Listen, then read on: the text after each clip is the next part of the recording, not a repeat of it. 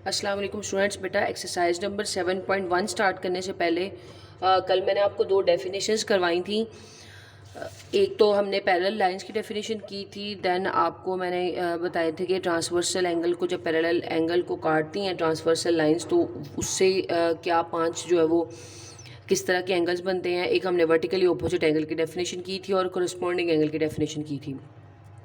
आज बेटा दो डेफिनेशन करेंगे और साथ 7.1 स्टार्ट करते हैं। ऑल्टरनेट इंटीरियर एंगल, तो इसकी डेफिनेशन सबसे पहले पढ़ लें। Consider the following angle in which the transversal L.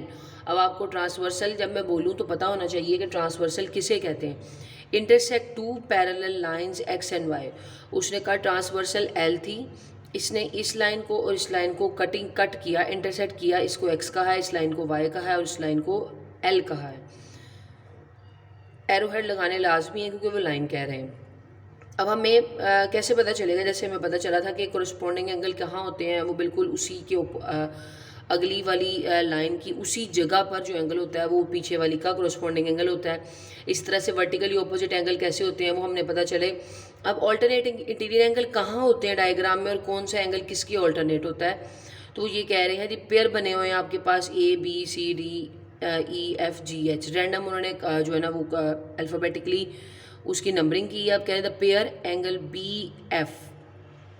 B and F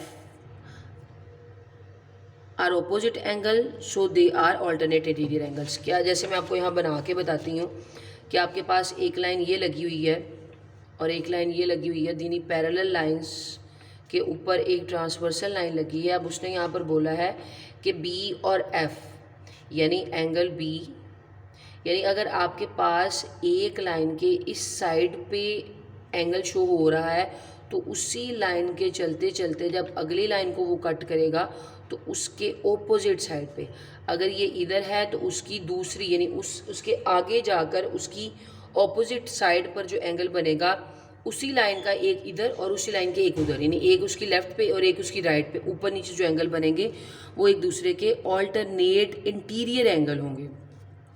alternate का मतलब ऐसे आपस में उल्टे, और इंटीरियर का मतलब होता है अंदर वाले एंगल। यानी अंदर वाले एंगल कहाँ है? ये दो लाइनें, कुछ एंगल बाहर भी बन सकते थे, कुछ एंगल अंदर भी बन सकते थे। ये जो लाइंस के अंदर अंदर एंगल रहे हैं ना वो इंटीरियर एंगल होते हैं। अगर बाहर वाली साइड पे एंगल लेते हैं यानी बाहर वाली साइडों पे तो वो एक्सटीरियर एंगल होते हैं। तो इसलिए ऑल्टरनेट का वर्ड और इंटीरियर का वर्ड उन्होंने दोनों जो है ना मिला के यूज़ किया। अब आपसे अगर पूछा जाए बेटा डी का इंटीरियर कौन सा है, ये लाइन अगर इस साइड पे है तो इसी लाइन के आगे कौन सी साइड पर आपके पास होगा? इसका एच होगा। ठीक है, जैसे वो कह रहे हैं सी और जी।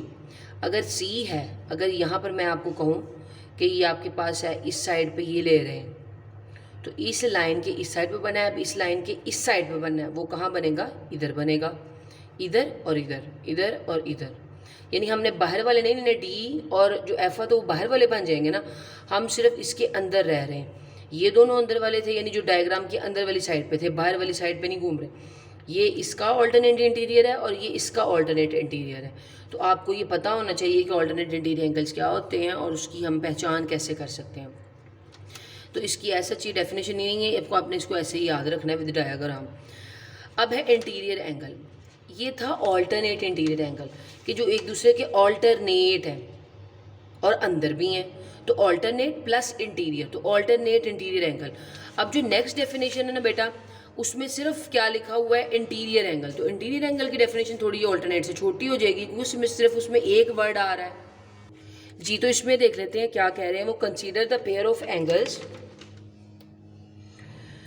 मार्क्ड वन, यानी ये अगर दो लाइनें हैं तो इनके अंदर वाले एंगल कौन से हैं? ये जो अंदर अंदर बनेंगे, ये एक बनेगा, एक इस तरफ बन जाएगा, एक इस तरफ बन जाएगा, एक तरफ बन जाएगा। तो ये इसके अंदर वाले एंगल हैं तो हम क्यों कहेंगे इंटीरियर इंटीरियर एंगल। जस्ट ये ऑल्टरनेट इंटीरियर थे, एक तो ये अंदर वाले भी थे यानी उन्होंने बाहर वाले भी बनाए, लेकिन हमारा कंसर्न सिर्फ अंदर वालों से है, और एक ऑल्टरनेट भी और एक इंटीरियर भी। Consider the pair of angles. Pair of angle का मतलब होता है दो दो का पेयर वो बना के देख रहे होते हैं ना। मार्क्ड एज 1 2 3 4, उसने कहा 1 3 एंड 2 4। ठीक है, ये और ये उसने अंदर ऐसी साइडें ले लें कि ये वाली अंदर साइडें हैं और ये वाली अंदर साइडें हैं। ठीक है, both angle are in the pair of the same side, of the transversal, उसने कहा ये ट्रांसवर्सल की एक साइड पे और ये ट्रांसवर्सल की एक साइड पे अंदर वाले एंगल है, ऑफ टू पैरेलल लाइंस, यानी दो पैरेलल लाइंस के बिटवीन में, these angles are called interior angles. ठीक हो गया। तो ये दोनों डेफिनेशन कर लेनी है। मैं पीछे रिव्यू में एक बार देख लूँ कि उन्होंने कहीं डेफिनेशन तो नहीं लिखी हुई।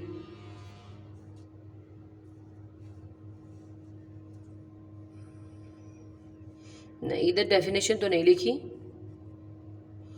वहीं से आप करेंगे। ठीक है, पॉलीगॉन से स्टार्ट होती है, जब नेक्स्ट हमने करनी है तब हम देखेंगे।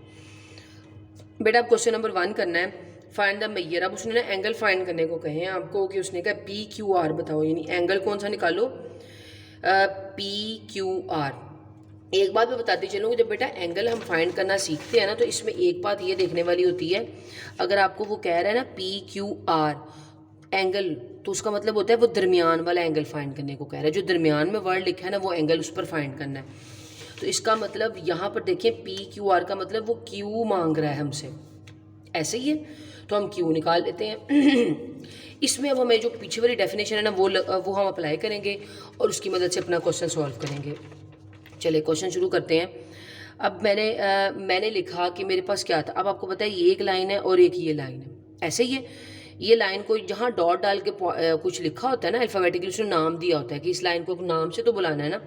ये लाइन और ये लाइन पैरेलल नहीं है आपस में, तो क्या मैं ऐसे लिख सकती हूँ कि पी जो पैरेलल होता है उसको इंग्लिश में तो पैरेलल लिखते हैं, लेकिन वर्डिंग में हम ऐसे डालते हैं कि पी पैरेलल किसके है, एस के।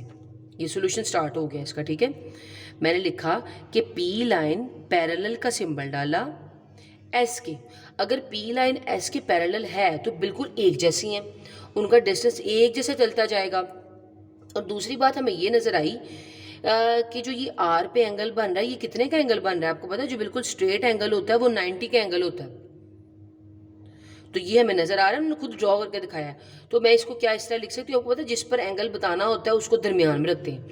यानी मैं लिख सकती हूँ एस आर क्यू या क्यू आर एस, दोनों तरफ से लिख सकती हूँ। एंगल लिखने का भी तरीका होता है ना, दरमियान में आर को रखना है, चाहे इस तरफ से लिख लें चाहे इस तरफ से लिख लें। मैं लिखती हूँ क्यू आर एस।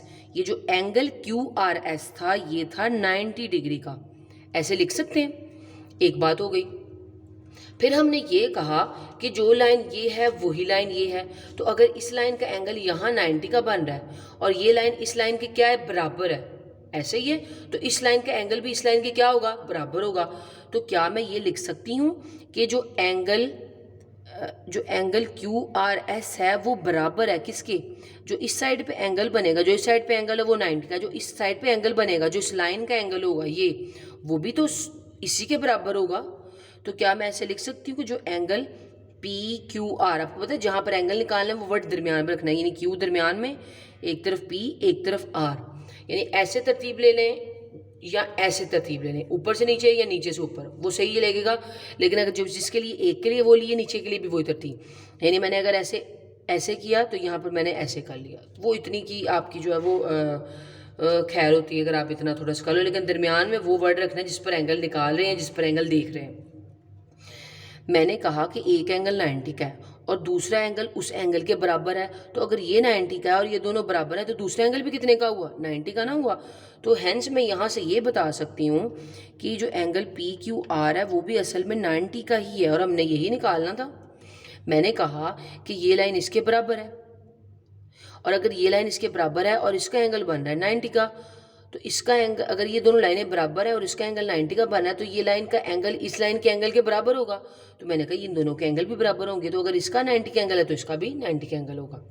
ठीक है, उन्होंने कहा था पी क्यू का एंगल, पी क्यू आर का एंगल निकाले, हमने पी क्यू आर का एंगल निकाल लिया। छोटे छोटे क्वेश्चन है इस चैप्टर के, तो आपने साथ साथ करने हैं तो आपको समझ आ जाएगी, डेफिनेशन अगर आती होंगी तो। सेकेंड क्वेश्चन देखिए, वो कह रहा है find the value of x. उसने कहा ये कुछ उसने वैल्यूज लिख के दी हैं और उसने कहा यहाँ पर ये जो एक्स है ना ये फाइंड करो, ऐसे ही है। अब बेटा एक हमने डेफिनेशन पढ़ी थी अभी, अल्टरनेट इंटीरियर एंगल।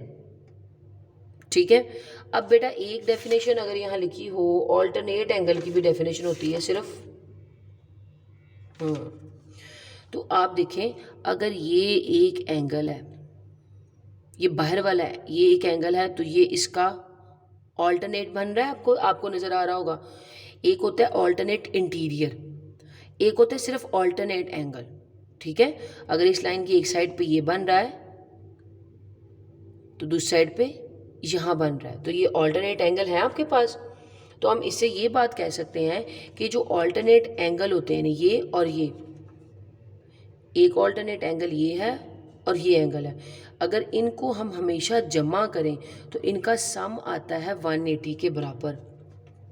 ये बात यानी एक थ्योरी है कि अगर आप प्रूफ है ये कि अगर आप ऑल्टरनेट एंगल्स को ऐड करो, यानी अगर इसका ये है तो इसका ऑल्टरनेट ये है, ऑल्टरनेट इंटीरियर की बात नहीं कर रही, सिर्फ ऑल्टरनेट बोल रही हूँ। ठीक है, इंटीरियर में सिर्फ अंदर वाले लेने थे, इसमें हमने बाहर वाला और इस तरह लिए, यानी ऑल्टरनेट नहीं, अगर इसके एक ये था इसके एक यहाँ पर ऑल्टरनेट बन गया। तो अगर ऑल्टरनेट इंटीरियर एंगल्स को जमा किया जाए तो वो 180 का सम देते हैं। हमने कहा 180 का सम, हमने ये बाय डेफिनेशन हमने एक चीज़ लिख दी। अब यहाँ से मुझे x चाहिए। ठीक है, आपको पता है ये डिग्री का साइन डाला है तो इसका मतलब असल में ये भी डिग्री ही है। 115 और 5 को साथ लिख लें, x को ज़रा साइड पर करके लिख लेते हैं, यानी आगे पीछे किया बस उनको। ठीक है, ये हो गया 120, x यहाँ रह गया 180। अब मुझे x की वैल्यू चाहिए, मैं इसको वहाँ ले जाती हूँ, तो ये क्या हो गया, x यहाँ रह गया, 180 पहले से यहाँ लिखा हुआ था और 120 यहाँ जाके माइनस हो गया।